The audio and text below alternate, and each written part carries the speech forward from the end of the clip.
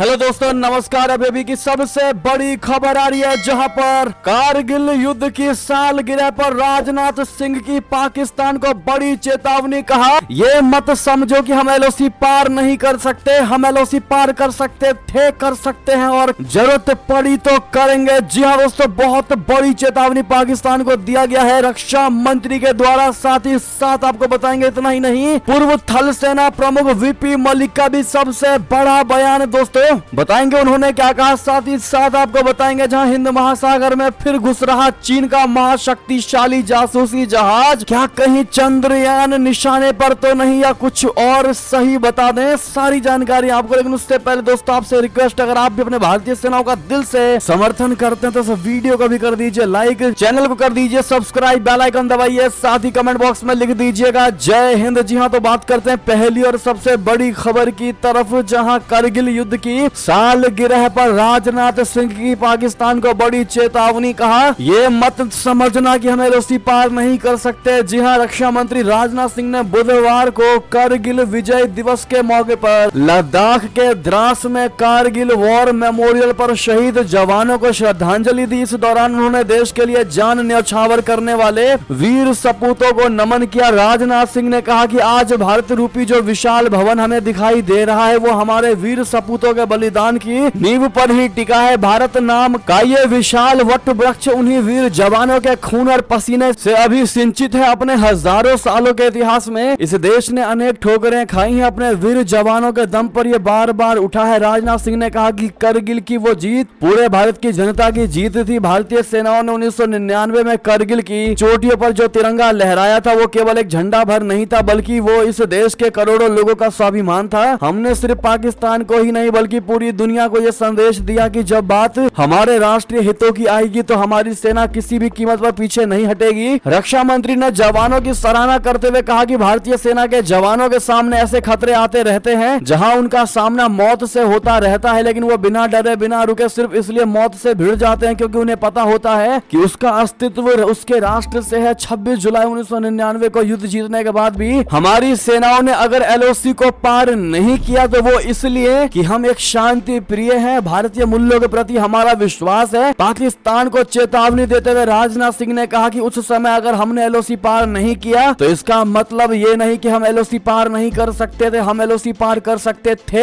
हम एलओसी पार कर सकते हैं और जरूरत पड़ी तो भविष्य में एलओसी को पार करेंगे, इसका मैं देशवासियों को विश्वास दिलाता हूँ। जी हाँ दोस्तों, यानी कि बहुत बड़ी चेतावनी करगिल दिवस पर राजनाथ सिंह ने पाकिस्तान को दी है। दोस्तों, अगर आप भी उनके इस बात से समर्थित है तो करगिल युद्ध की सालगिरह पर दोस्तों आपकी क्या राय होने वाली है, कमेंट में लिखकर अवश्य बताइएगा। और आप लोग भी उन शहीद जवानों को श्रद्धांजलि जरूर दीजिएगा दोस्तों कमेंट के माध्यम से। इतना ही नहीं, आपको बता दें, पूर्व थल सेना प्रमुख वीपी मलिक ने कहा कि भारतीय सेना को हमेशा अलर्ट रहना होगा, कारगिल की जंग ने यही सिखाया है। जी हाँ, राजनाथ सिंह के बाद करगिल विजय दिवस पर भारतीय थल सेना के प्रमुख जनरल वीपी मलिक ने कहा कि पाकिस्तान हो या चीन हो, ये कितनी भी मित्रता दिखाए, हमें भारतीय सशस्त्र बलों को हर समय अलर्ट रहना ही होगा। कारगिल युद्ध ने यही सिखाया है। कारगिल विजय दिवस समारोह पर भारतीय सेना 2 दिवसीय कार्यक्रम में हिस्सा लेने आए पूर्व थल सेना अध्यक्ष वीपी मलिक ने आगे कहा कि हमारे देश की सेना अब पहले से मजबूत हो गई है, सशक्त हो गई है, कारगिल की सीमा अब पर बहुत ज्यादा विकास हुआ है। जनरल वीपी मलिक ने कहा कि कारगिल का युद्ध सबसे चुनौतीपूर्ण इलाके में कठोर मौसम की स्थिति में लड़ा गया था।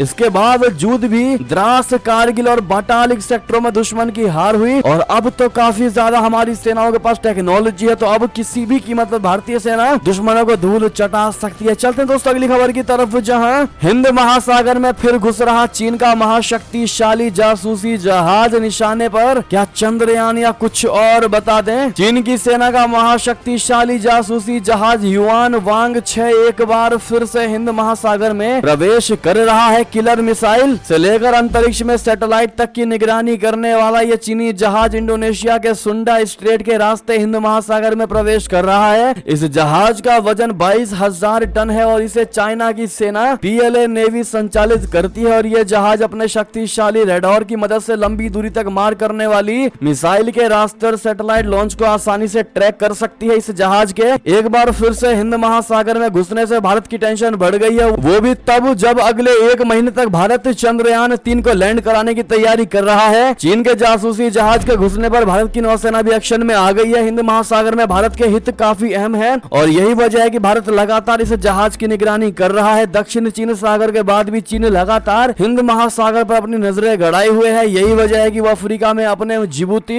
स्थित नेवल बेस को मजबूत कर रहा है। यही नहीं, पाकिस्तान के ग्वादर बंदरगाह को नेवल बेस में बदलने की तैयारी है। यही वजह है कि भारत लगातार अपनी नेवल पावर को बढ़ा रहा है ताकि चीनी ड्रैगन पर लगाम बनाए रखी जाए। चलते हैं अगली खबर की तरफ, जहां देश भर के आर्मी स्कूल आईएसआई के निशाने पर जम्मू कश्मीर और नोएडा के छात्रों को आ रहे पाकिस्तान से फोन। बता दें, देश भर के आर्मी स्कूल इन दिनों पाकिस्तानी खुफिया एजेंसी आईएसआई के निशाने पर है। जम्मू कश्मीर से लेकर दिल्ली यूपी के आर्मी स्कूलों में छात्रों के पास पाकिस्तान से फोन और मैसेज आ रहे हैं। पाकिस्तानी छात्रों को आईएसआई से जुड़ने के लिए कह रहे हैं। उनके स्कूल अध्यापकों और अभिभावकों से जुड़ी बारीक से बारीक जानकारी साझा करने को भी कह रहे हैं। पाकिस्तानी एजेंट छात्रों से शिक्षक बनकर बात कर रहे हैं और अपने ग्रुप से जोड़ने के नाम पर उनसे ओटीपी मांग रहे हैं। जम्मू कश्मीर व नोएडा के आर्मी पब्लिक स्कूल में भी ऐसा ही मामला सामने आया है। इससे पूरे देश में हड़कंप मच गया है। जी हां, देश भर के आर्मी स्कूलों समेत कई दूसरे स्कूल के छात्रों को भी अब पाकिस्तानी खुफिया एजेंसियों के लिए काम करने वाले लोगों के फोन और व्हाट्सएप पर संदेश आ रहे हैं, जिसमें उनसे सोशल मीडिया पर किसी खास समूह से जुड़ने और संवेदनशील जानकारी साझा करने के लिए कहा जा रहा है। जी हाँ दोस्तों, ऐसे में आईएसआई पूरा प्रयास कर रहा है कि वो भारत में तहलका मचा सके, भारत के स्टूडेंट्स को वो अपने जाल में फंसा सके और भारत पर फिदाइन कह लें या किसी भी प्रकार का बड़ा हमला करवा सके। भारत को निस्त नाबूद करने की कोशिश आईएसआई कर रहा है। दोस्तों, ऐसे में उसके हर एक प्लान को हमारी भारतीय सेना, भारत का डिफेंस सिस्टम, भारत की खुफिया तंत्र फेल करती नजर आ रही है। ऐसे में मोदी है तो हर चीज मुमकिन है, जरूर कहिएगा कमेंट में। अगली खबर की बात करते हैं, जहां नेपाल में भारत अमेरिका की धमक से टेंशन में आया चीन। जिनपिंग के दूत ने खोला खजाना, बीआरआई विवाद से बनाई दूरी। जी हाँ, भारत और अमेरिका के नेपाल में बढ़ते प्रभाव से चाइना टेंशन में आ गया है और लगातार अपने नेताओं को काठमांडू के दौरे पर भेज रहा है। नेपाल में अमेरिका का एमसीसी प्रोग्राम शुरू होने जा रहा है और भारत ने भी अपनी विकास योजनाओं को तेजी से आगे बढ़ाना शुरू कर दिया है। भारत और नेपाल के बीच हाल ही में रेल सेवा भी शुरू हुई है। इन सब के बीच अब चाइना ने